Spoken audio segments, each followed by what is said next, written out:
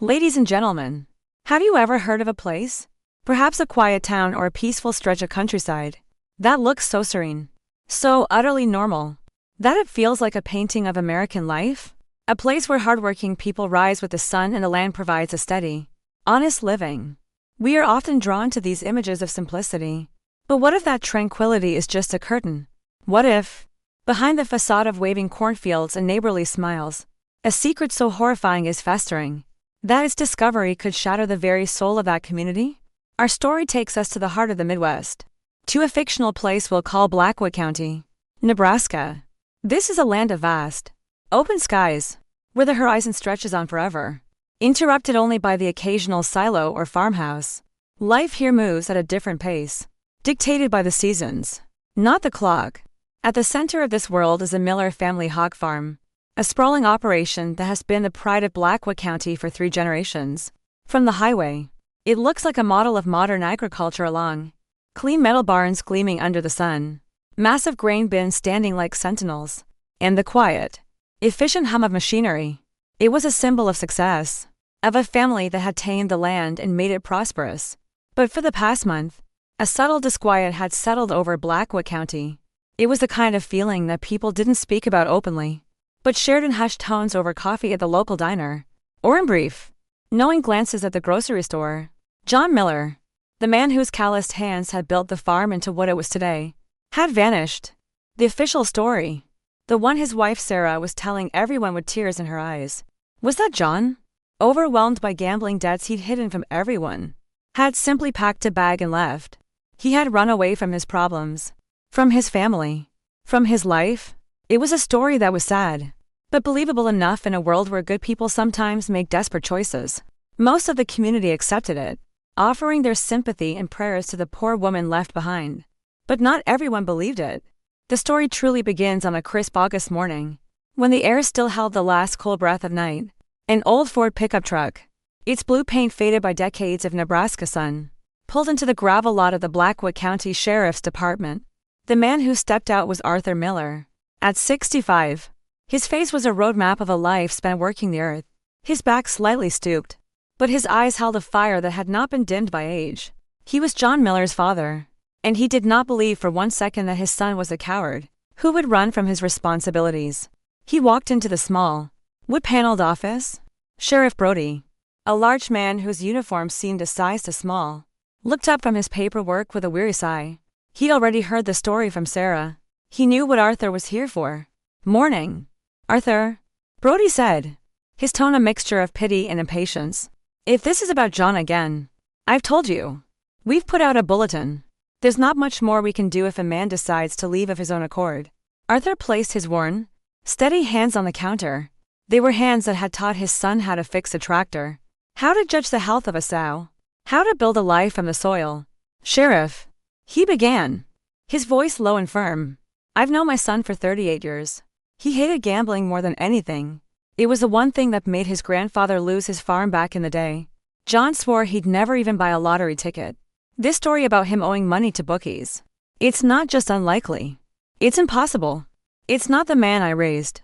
Sheriff Brody leaned back in his squeaky chair. He was a man who preferred simple explanations. A man runs off because of debt and a pretty wife. It was a tale as old as time. A dark family secret was a complication he didn't need in his quiet county. "Arthur, people change. You never know what's going on behind closed doors. Sarah is distraught. She's doing her best to hold that farm together for their boy." "I know she is," Arthur said, his gaze unwavering. "And I'm here to officially report my son as a missing person. Not a runaway. A missing person. I want a real investigation." He paused, his mind drifting back to the last time he'd visited the farm. Just a few days after John had supposedly left. Something had felt wrong then. An unnerving stillness in the air. There was something else. He added, almost to himself, Buster, John's old hunting dog. He wouldn't leave the big feet grinder alone. Just kept whining and scratching at the base of it. Scared of it. Almost. Never seen him act like that. Sheriff Brody just shook his head slowly. "A nervous dog. Arthur? That's not exactly a clue." He took down the report, more to placate the old man than anything else, promising he would look into it. Arthur knew it was an empty promise. as he walked out into the bright morning sun. A cold certainty settled in his heart. If he wanted to find out what happened to his son, he would have to rely on himself. He got back into his truck, the engine turning over with a familiar rumble. He didn't drive home. Instead, he pointed the truck down the long, dusty road that led to the Miller family hog farm. The place was a hive of activity, a stark contrast to the grief it was supposed to be shrouded in. He saw his daughter-in-law, Sarah, directing a delivery of feed sacks. She was a beautiful woman, even in worn jeans and a work shirt, with her blonde hair tied back in a messy ponytail. She had a striking presence.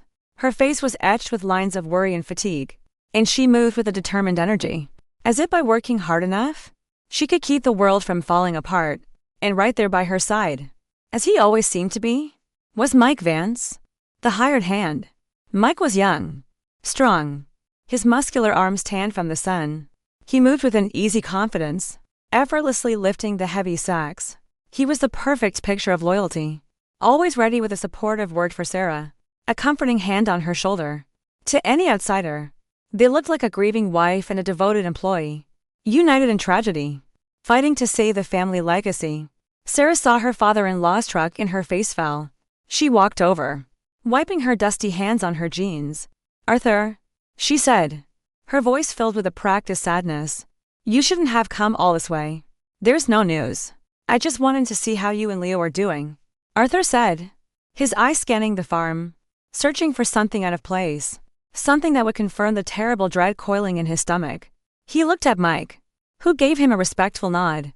"Mr. Miller, we're all just trying to get by, keeping things running, just like John would have wanted." The performance was perfect. Too perfect.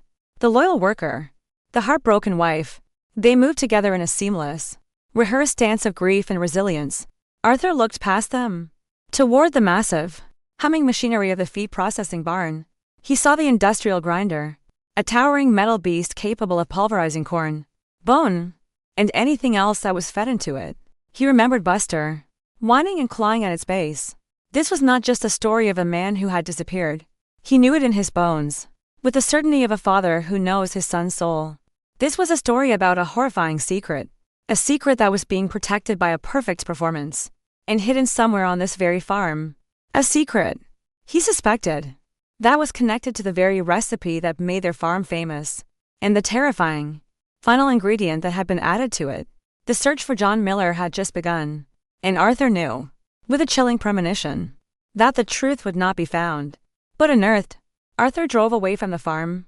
The image of Sarah and Mike standing together burned into his mind. They were a portrait of shared purpose. But Arthur saw something else. He saw a shared secret. The polite smiles, the carefully measured words of comfort. It was all a performance, and he was the unwilling audience. He knew Sheriff Brody wouldn't do a thing. In a county like Blackwood, rocking the boat was a cardinal sin, and accusing a grieving widow of lying was a tsunami. The system was designed to maintain peace, even if that peace was a lie. But Arthur Miller was a man who had built his life on foundations of truth and hard work, and he would not let his son's memory be buried under a mountain of deceit. He didn't go home. He drove to a rest stop just off the interstate, pulled out his old flip phone, and made a call to a man in the state capital, a man who owed him a favor from a time when a drought nearly broke half the farmers in the state, and Arthur had organized a relief effort. He didn't raise his voice. He didn't make threats. He just told the story of his son, a good man who had vanished, and of a local investigation that was going nowhere. That phone call set in motion a chain of events that would soon arrive in Blackwood County, in a dark blue, unmarked sedan, 150 miles away. In the bustling city of Omaha, Detective Isabella Rossi, easy to her colleagues, dropped a thick case file onto her desk. It was a complex fraud case with a dozen shell corporations and a trail of digital breadcrumbs that led halfway across the world. It was the kind of puzzle she lived for. That's when her captain called her into his office. On his desk was a file so thin it was almost laughable. Miller. John. Missing person. Blackwood County. Blackwood? She asked, raising an eyebrow. I haven't heard that name since my last traffic ticket on I-80. Her captain sighed. Some pressure came down from on high. The father is an old-timer with some pull. He thinks there's foul play. The local sheriff thinks the wife's story about him running off to Vegas checks out. They want a fresh set of eyes on it. Go out there. smooth some feathers, review the file, confirm the local findings, and be back in a week. Izzy Rossi knew what that meant. It was a political assignment, a babysitting job. She was being sent to a rural backwater to rubber stamp an on-case, so a politician could tell an old farmer they'd done their due diligence. She was a detective who thrived on data, on evidence, on the cold, hard logic of a crime scene. A domestic squabble in a cornfield felt like a waste of her time. But an order was an order. She packed a small bag, tucked her service weapon into its holster, and left the city behind, watching the concrete towers of Omaha shrink in her rearview mirror, replaced by an endless sea of green and gold. Her arrival in Blackwood was met with the expected level of suspicion. When she walked into the sheriff's department, her practical pantsuit and determined stride were as out of place as a palm tree in a snowstorm. Sheriff Brody greeted her with a smile that didn't reach his eyes. "Detective Rossi. Heard you were coming. Not much to see here. But make yourself at home." He gestured vaguely toward a spare desk in the corner. He handed her the file. It contained a one-page report from his initial conversation with Sarah Miller, a printout of the statewide bulletin, and a note that said, "Father Arthur is emotional, possibly in denial." That was it. "Did you check John's financials?" Izzy asked, flipping through the sparse pages. "Bank accounts, credit cards." Brody leaned against a filing cabinet, crossing his arms over his broad chest. "Sarah said he was a cash man, kept his stash hidden away. She figures he took that. As for the debts, those kinds of fellas don't exactly send you a monthly statement." "Detective, what about his phone records? GPS from his truck. Phone's been off since the day he left. Truck still at the farm. Sarah said he must have gotten a ride from one of his associates." The word hung in the air, loaded with insinuation. Brody had already tried and convicted John Miller in his own mind. He was a deadbeat. Plain and simple. Case closed. Izzy didn't argue. She simply nodded, her expression unreadable. "Thank you, Sheriff. I'll just review this and have a chat with Mrs. Miller tomorrow."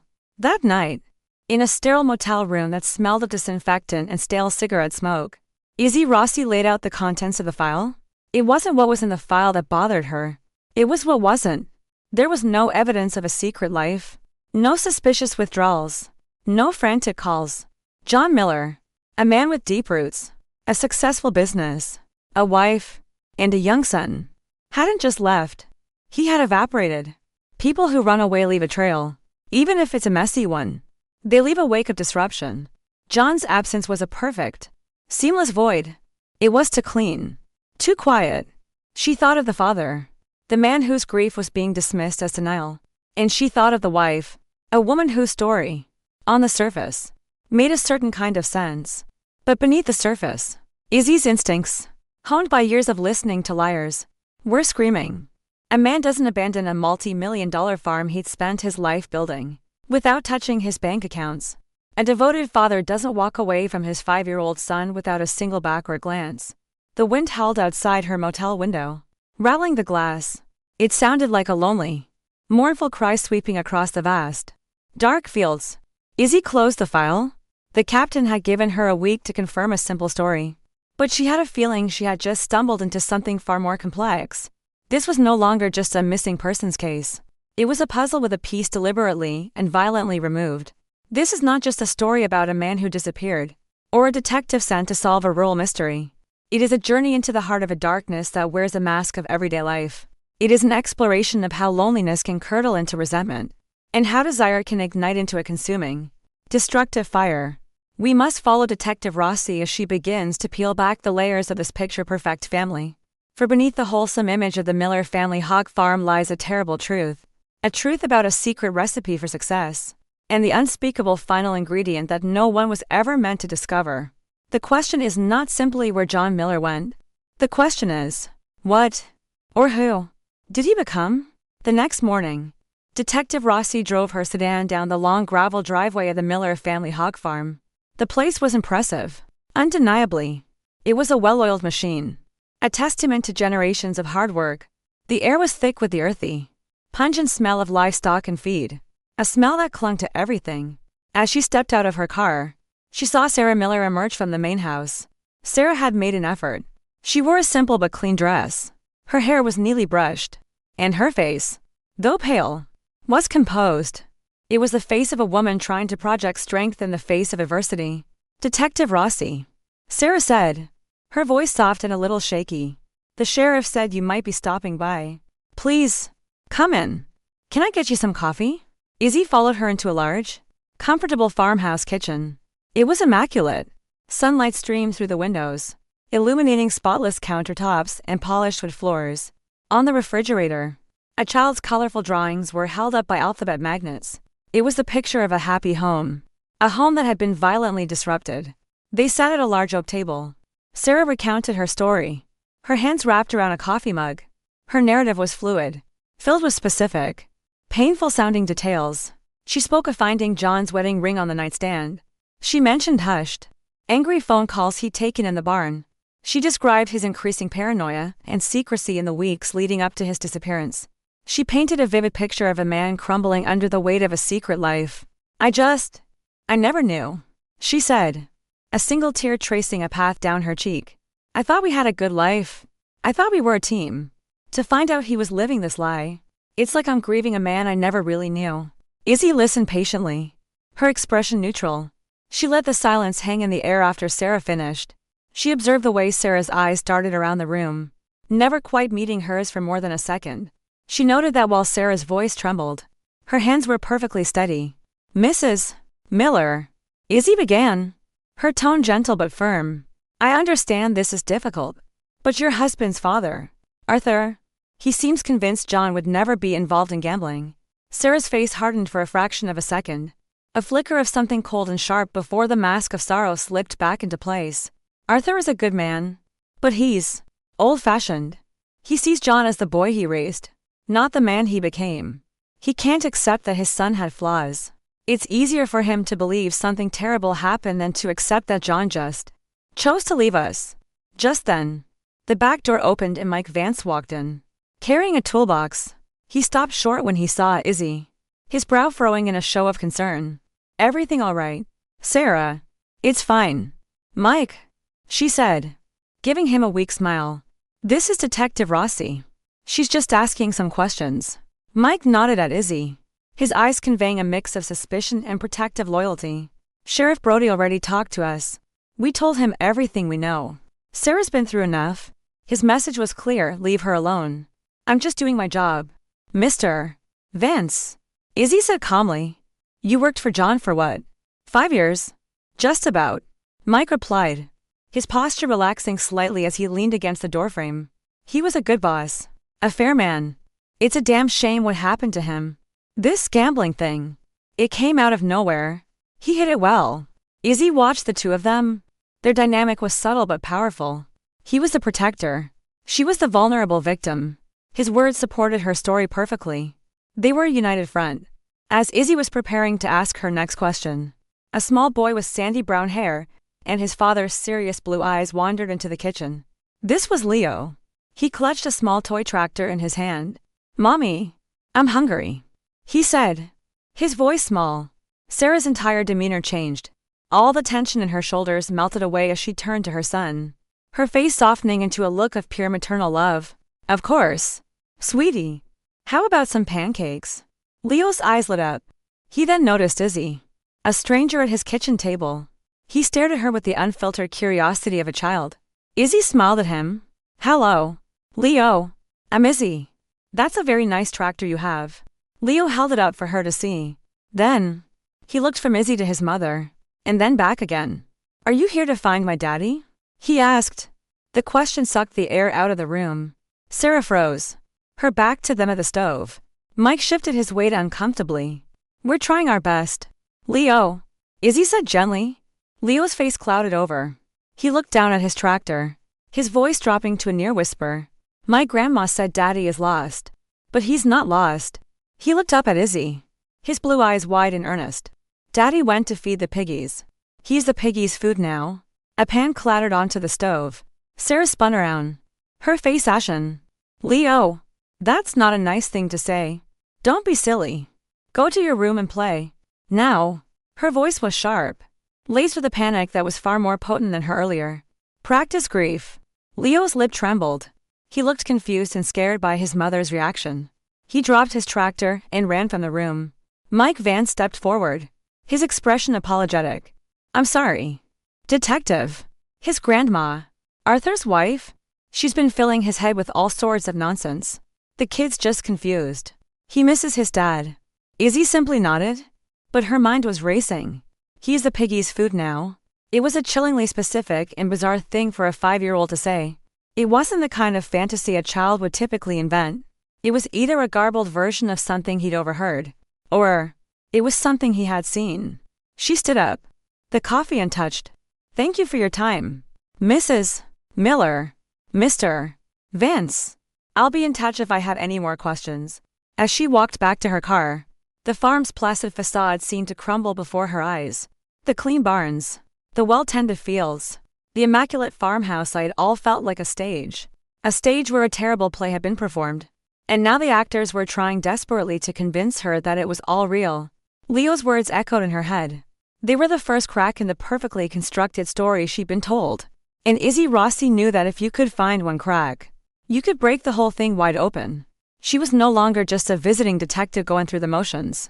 She was a hunter who had just picked up the scent, and it was leading her toward the darkest corners of this farm, toward the humming, hungry machines, and the horrifying truth of what they consumed.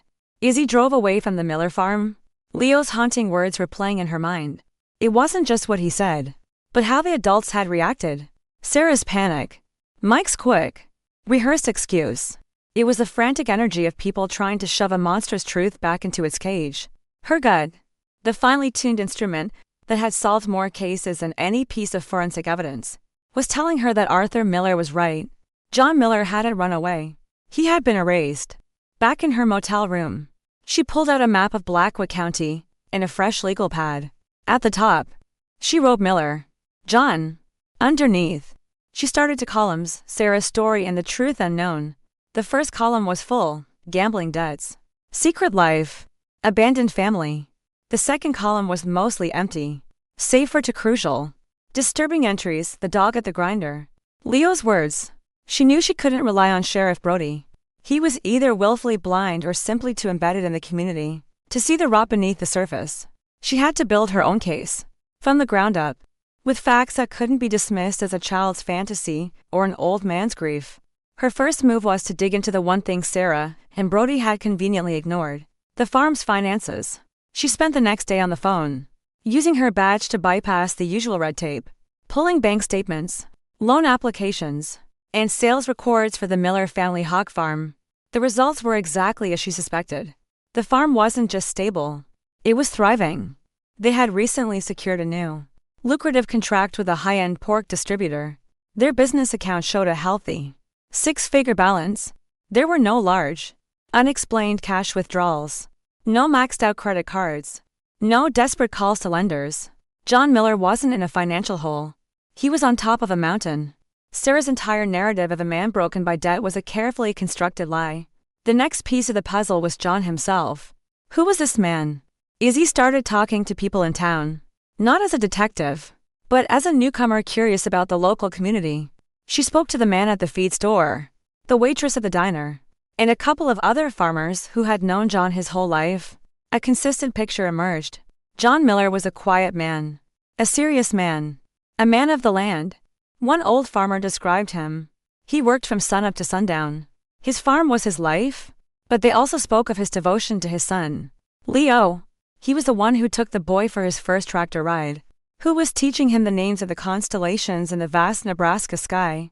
And when as he brought up gambling, the reaction was universal, laughter and disbelief. John Miller, the feed store owner, chuckled. That man wouldn't bet on a sunrise. He thought a slot machine was a tool for fixing fences. But another, more subtle theme began to emerge from these conversations. They spoke of Sarah. They described her as a city girl at heart, a woman who never quite seemed to fit into the quiet rhythm of farm life. They mentioned how she seemed lonely, how John's long hours often left her isolated on the sprawling property. One woman at the church bake sale recalled a conversation a few months back, where Sarah had wistfully talked about wanting to travel, to see the world beyond the cornfields. John's a good man, the woman had said, lowering her voice, but he's married to this land. Sometimes I think Sarah felt like she was married to it, too, and she wasn't happy about it. A motive was beginning to form in Izzy's mind. A classic and tragic one: a lonely, unhappy wife, a husband who was emotionally distant, and a handsome, attentive hired hand.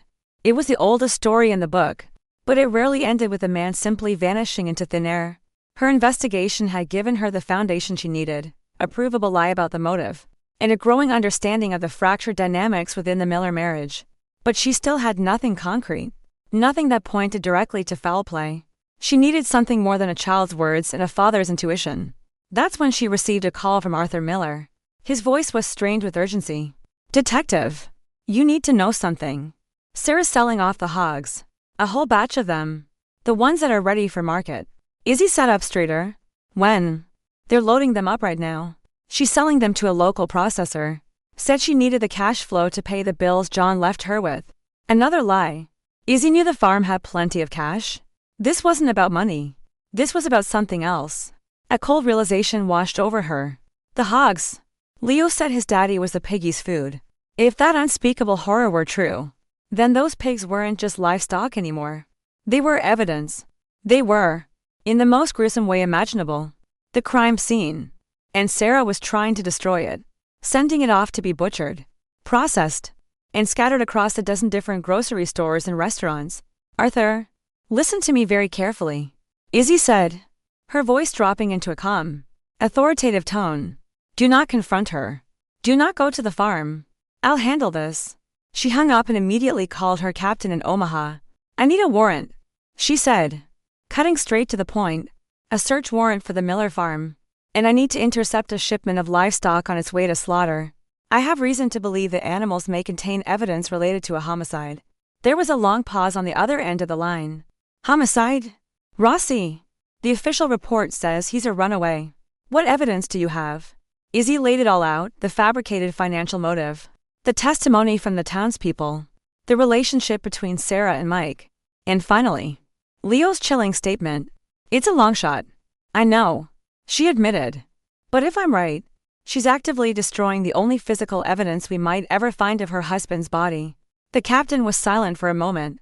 He had sent her to Blackwood for a simple, clean assignment. She was bringing him a messy, unbelievable horror story. But he also knew Rossi. He knew she didn't chase ghosts. "All right, Rossi," he said, the resignation clear in his voice. "I'll talk to the judge. But this had better not be a wild goose chase. Because if you stop that truck and find nothing but pigs, you're going to have a lot of angry farmers, and one very angry sheriff to answer to." The pressure was now immense.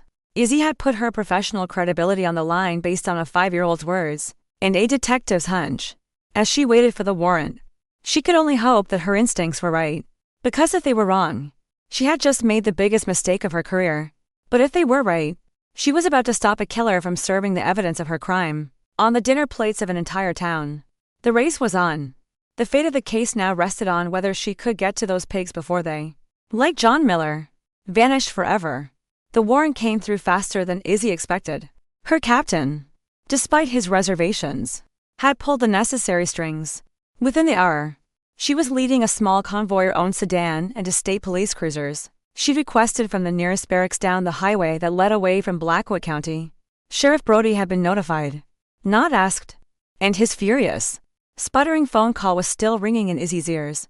This was her play now, and she had cut the local authorities out of the loop. They found the livestock truck about 20 miles from the farm, lumbering towards a regional processing plant. The flashing blue and red lights cut through the afternoon haze, and the truck pulled over to the gravel shoulder with a loud hiss of its air brakes. The driver, a weary-looking man in a sweat-stained baseball cap, climbed down, his face a mask of confusion. "Problem, officers?" he asked.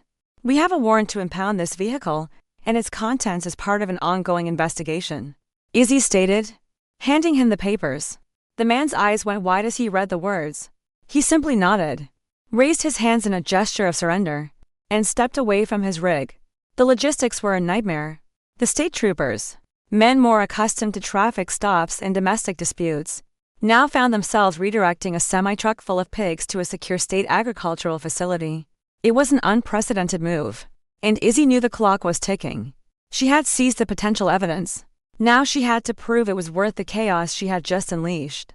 She left the troopers to manage the transport and raced back towards the Miller farm.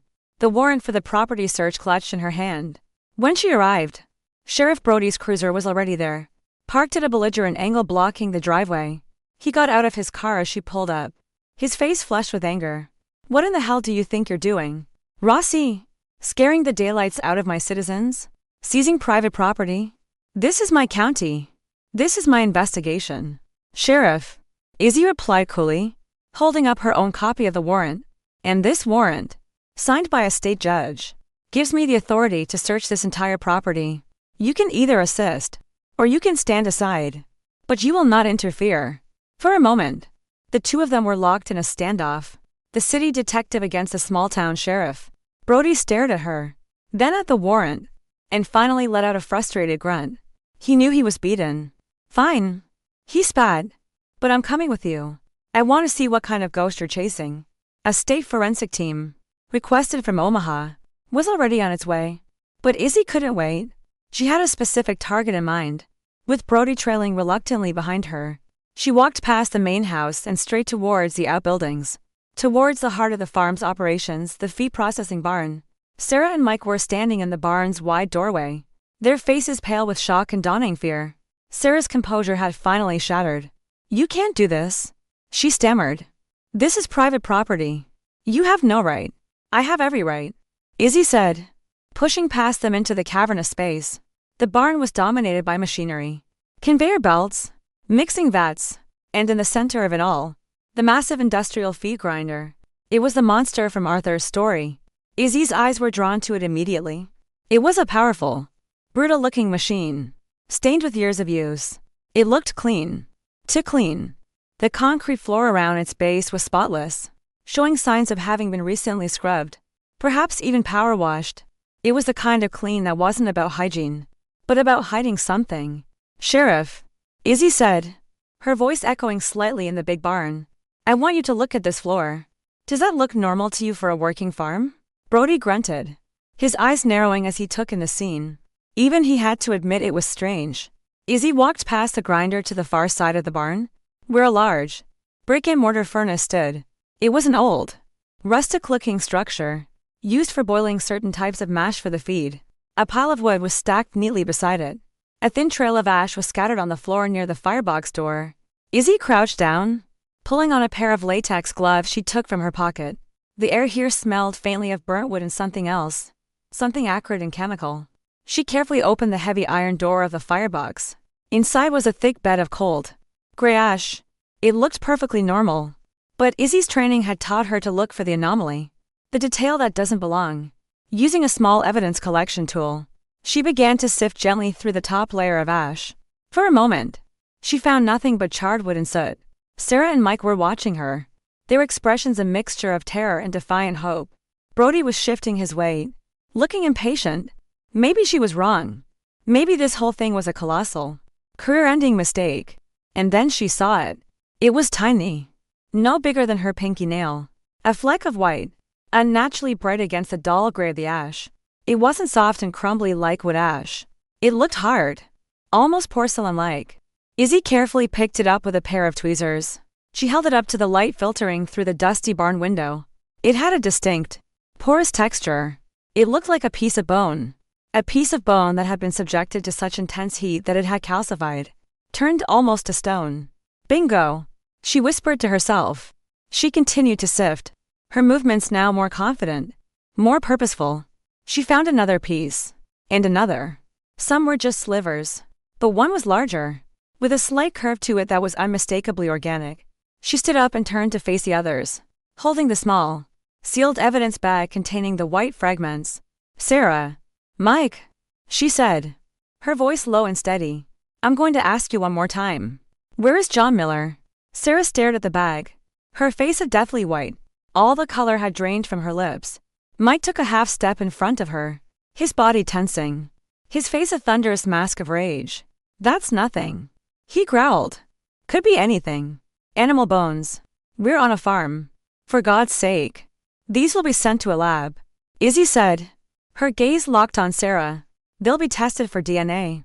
We'll find out exactly what kind of animal they came from." She took a step closer, The lie is over. Sarah. It's time for the truth. The confrontation was electric. The quiet barn had become a pressure cooker. Sarah's eyes started from the evidence bag in Izzy's hand to Mike's angry face, to the cold, unforgiving eyes of the detective. The perfect performance had ended.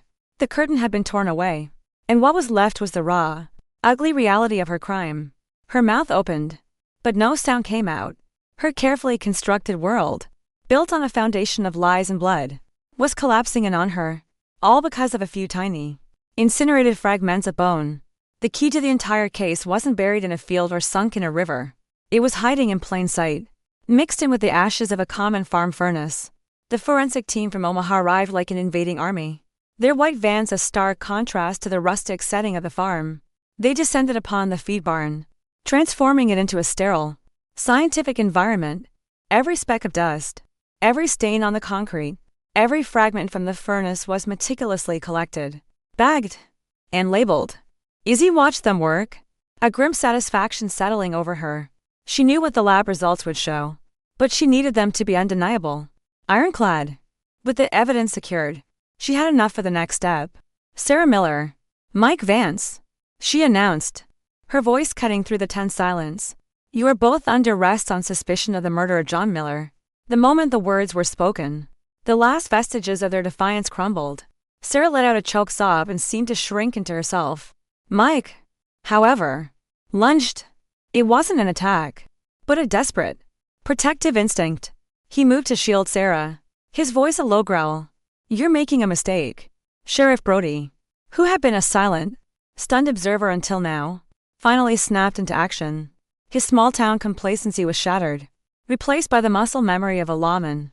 He and one of the state troopers subdued Mike, who struggled for a moment before realizing the futility of it. Cuffs clicked shut around his thick wrists.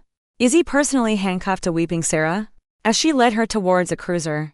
Sarah's eyes met hers, and in them, Izzy saw not just fear, but a profound and absolute defeat. The long, exhausting performance was finally over. They were taken to separate holding cells of the state police barracks, bypassing the small-town jail in Blackwood. Izzy wanted them isolated, unable to communicate or coordinate their stories. The strategy was simple: divide and conquer. Let the silence and the weight of their actions work on them. The preliminary lab results came back with astonishing speed. The fragments from the furnace were confirmed to be human bone, calcified by extreme heat, and the faint, scrub stains on the concrete floor and inside the feed grinder, traces of human blood. The DNA profile was a match to a sample taken from John Miller's old toothbrush, which Arthur had provided. The truth was now a scientific fact. John Miller had been killed and dismembered in that barn. His flesh had been ground into feed, his bones burnt to ash. It was a method of disposal so monstrous, so complete, that it was designed to erase a person from existence. With this irrefutable evidence in hand, Izzy walked into the interrogation room where Sarah Miller was being held. Sarah sat hunched over a small metal table, her expensive farmhouse dress now looking wrinkled and out of place. She looked small and broken. Izzy decided on a quiet, almost gentle approach. She didn't raise her voice. She simply slid the preliminary lab report across the table. It's over, Sarah, she said softly. We found him. We know what you did. Sarah stared at the paper, her eyes scanning the cold, scientific terms, human remains, DNA match, victim. She began to tremble, a low, guttural sound of despair rising from her throat. The dam of lies she had so carefully constructed for weeks finally burst, and the truth came flooding out in a torrent of tears and broken confessions. She told a story that was both a sordid cliché and a unique tragedy. She spoke of her profound loneliness, of feeling like a ghost in her own home. John wasn't cruel, she explained. He was just absent. His heart and soul belonged to the farm, and she was just another part of the inventory. He provided for her, but he didn't see her. I just wanted to feel alive, she whispered, her voice hoarse.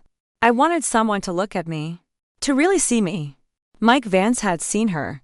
He had arrived at the farm a few years prior, a drifter with a charming smile and an easy confidence. He listened to her. He complimented her.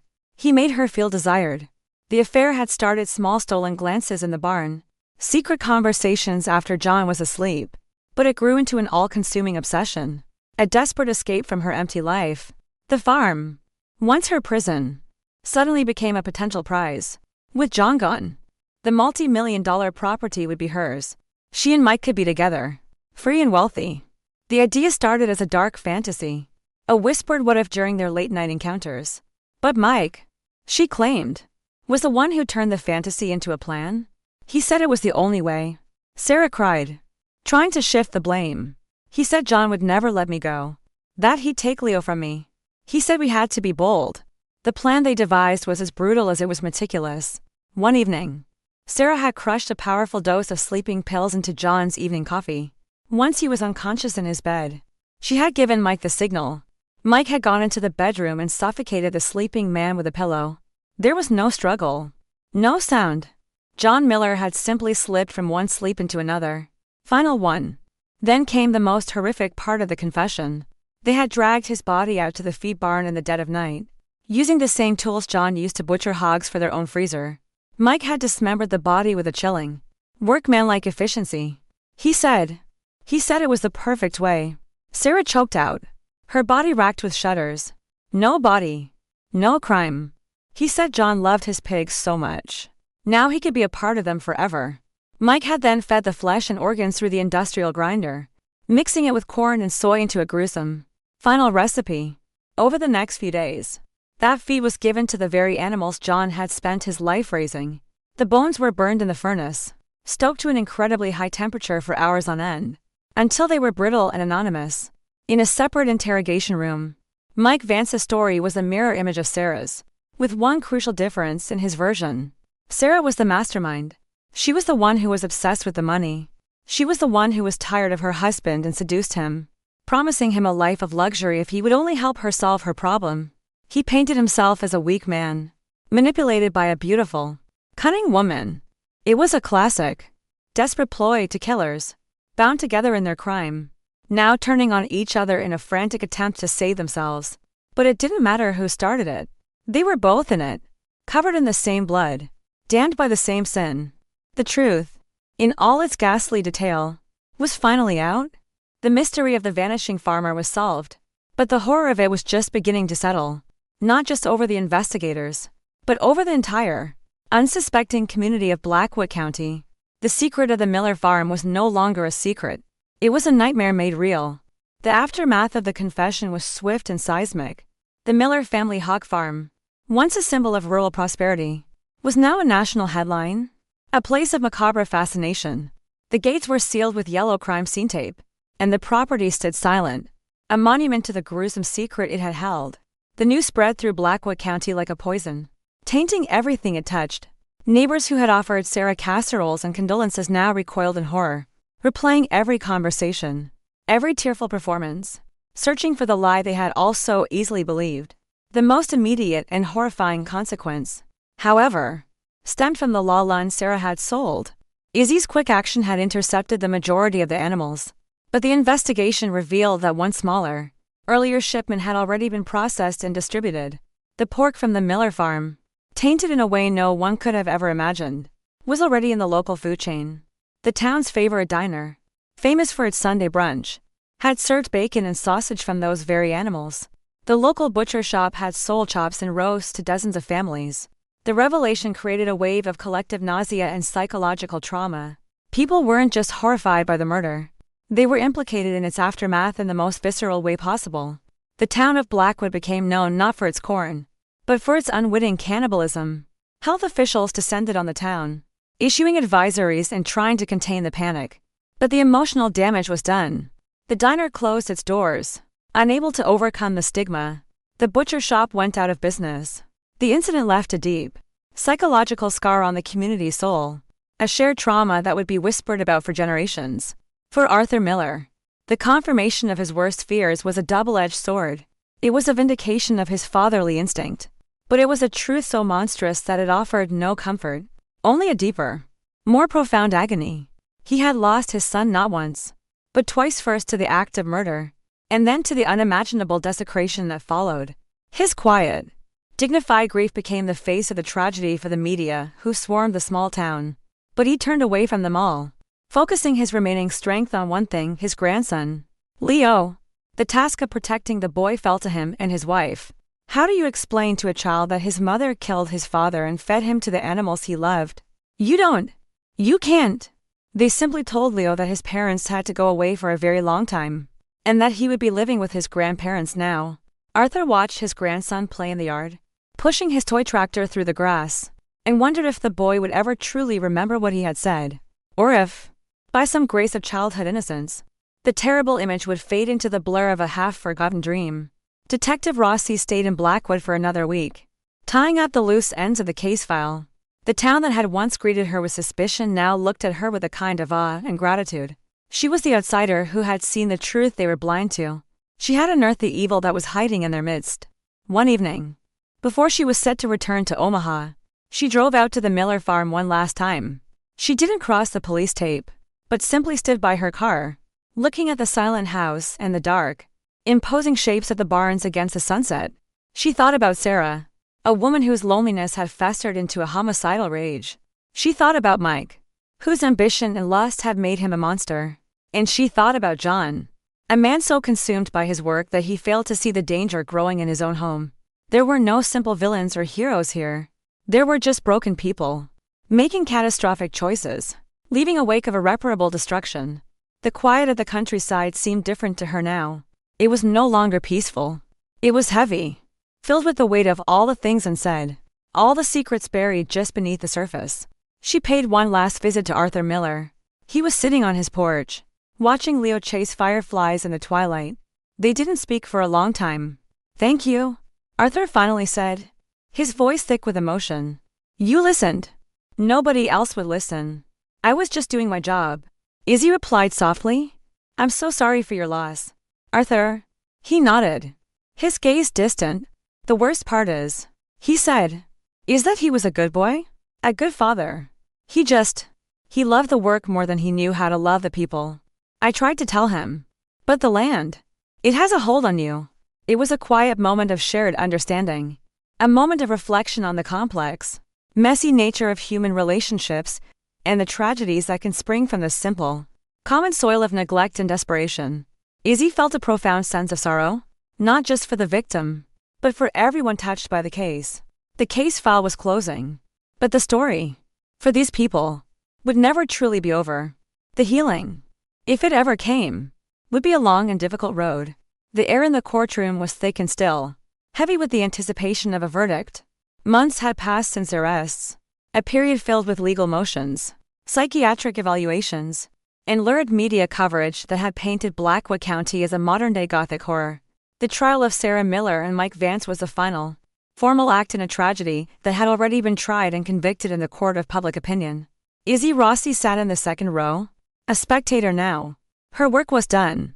Her testimony had been clinical, precise, and devastating.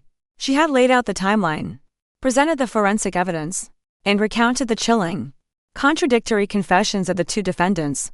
Now, she simply watched. Sarah and Mike sat at separate tables, a cavernous legal and emotional distance between them. They never looked at each other. Throughout the trial, their defense attorneys had pursued the only strategy left to them to paint the other defendant as the sole architect of the crime. Sarah's lawyer portrayed her as a classic battered woman, psychologically manipulated and coerced by a sociopathic predator. Mike's lawyer argued he was a simple, love-struck fool, ensnared in the web of a cunning and greedy black widow who wanted her husband's money and her freedom. They were two halves of a monstrous whole, each trying to sever themselves from the other. But the evidence had bound them together, inextricably. The photos of the bone fragments, the DNA reports, the financial records proving the lie of John's gambling debt had all wove a narrative of a conspiracy, born of lust and greed. The jury had been out for less than 4 hours. When they filed back into the jury box, their faces were grim and set. Not one of them looked at the defendants. A collective breath was held in the courtroom as the foreman handed the verdict slip to the bailiff. The clerk's voice was steady, emotionless, as he read the verdicts. On the charge of murder in the first degree, we the jury find the defendant, Sarah Miller, guilty. A choked gasp came from Sarah's mother in the gallery. Sarah herself just closed her eyes, her face crumbling.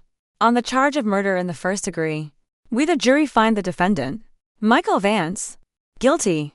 Mike stared straight ahead, his jaw tight, a muscle twitching in his cheek. He showed no emotion. A final, defiant mask of indifference. There was no outburst, just a heavy, mournful silence. Justice had been served, but it felt hollow. There was no victory here, only the grim accounting of a life destroyed and several others ruined. Arthur Miller sat in the front row, his wife beside him. He didn't look relieved or triumphant. He just looked tired. An old man who had carried an impossible weight for too long. The sentencing phase was brief. The judge, citing the exceptional depravity and cruelty of the crime and the callous and inhuman desecration of the victim's remains, sentenced both Sarah Miller and Mike Vance to life in prison without the possibility of parole. They were led from the courtroom in shackles to people who had once shared a secret passion, now destined to share a future of concrete and steel, forever separated but forever linked by their shared sin. As the courtroom slowly emptied, Izzy caught Arthur's eye. He gave her a slow, deliberate nod.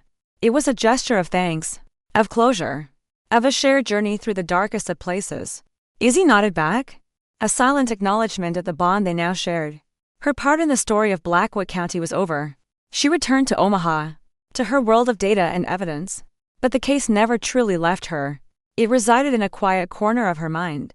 A stark reminder that the most terrifying monsters are not creatures of fantasy, but ordinary people who allow the darkness within them to take control. Sometimes, late at night, when the city was quiet, she would think of the vast, silent fields of Nebraska and wonder how many other secrets they held, buried just beneath the rich, dark soil. The Miller farm case had taught her that evil doesn't always announce itself with a bang. Sometimes, it creeps in silently, wearing the familiar face of a neighbor, a friend, a lover. A year can be both an eternity and the blink of an eye.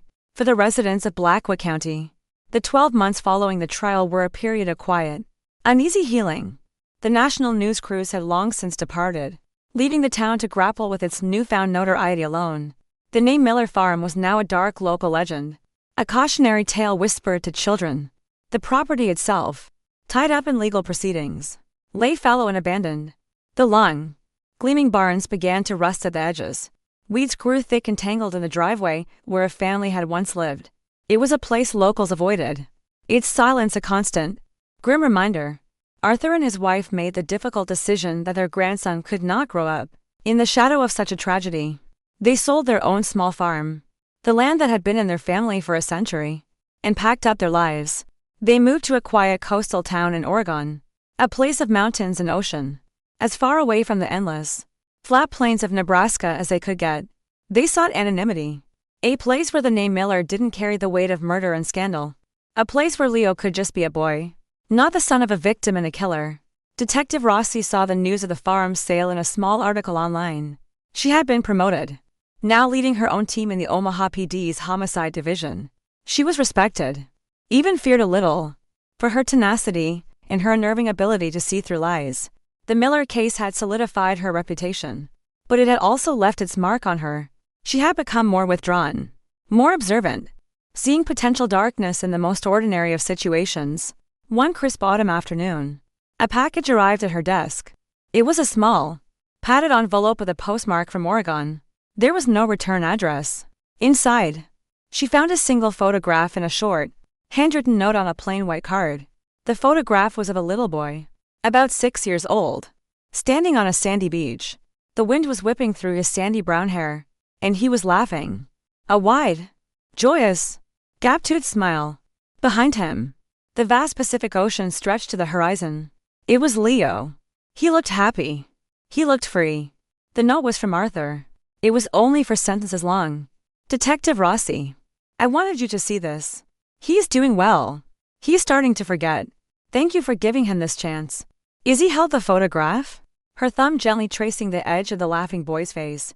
All the horror of the Cassidy lies, the blood, the gruesome details seemed to fade away, replaced by this one simple image of resilience. This was the final outcome. This was what the fight had been for. Not for retribution, not for headlines, but for this, for the chance for a little boy to laugh on a beach, to have a future not defined by the sins of his parents. Her journey into the heart of Blackwood County's darkness had started with a father's grief and a child's cryptic words. It had led her through a labyrinth of deception and into the center of an unimaginable horror. She had uncovered a truth that had shattered a family and scarred a community.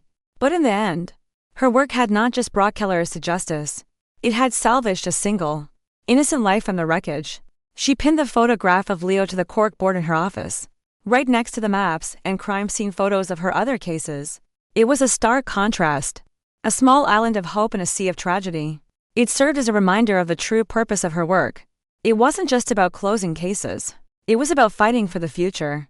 One small, laughing child at a time. The silence of Blackwood County had been broken, its terrible secret brought into the light. And in a small town on the coast of Oregon, a little boy could now grow up under a different sky, free to create a new story. His laughter carried away on the clean, salt-scented wind. The story of the Miller family farm, of a man who vanished into the very machinery of his own life, has now come to a close. But it leaves us with echoes that are hard to shake, with questions that probe the very nature of the quiet lies we see around us every day. It reminds us that behind the most ordinary Facadest's well-kept home, the successful business, the friendly Smillican lie a landscape of profound desperation, of secrets that fester until they erupt in unimaginable violence. This was not a tale of monsters who lurk in the shadows. It was a tragedy born from a very human, very commonplace loneliness. It began with the quiet neglect of a husband lost in his work and a wife adrift in her own home. It was watered by the attentions of a man who saw that loneliness not as a wound to be healed, but as an opportunity to be exploited.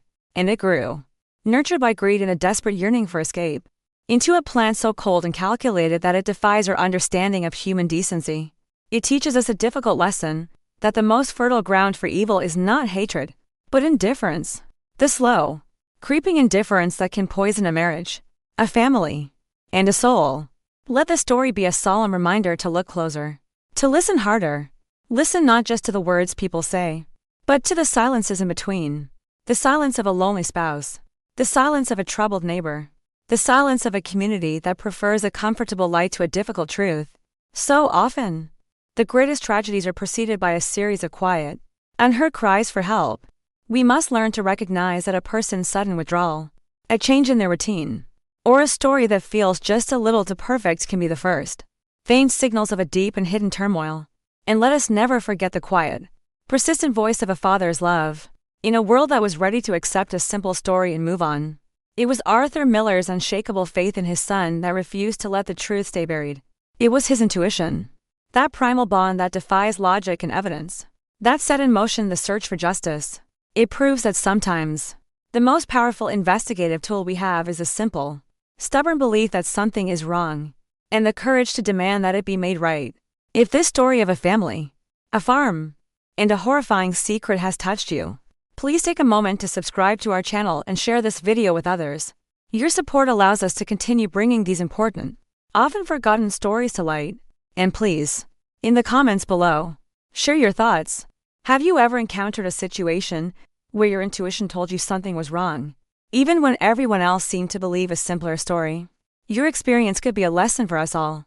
Be safe, be aware, and never underestimate the power of listening to the silence.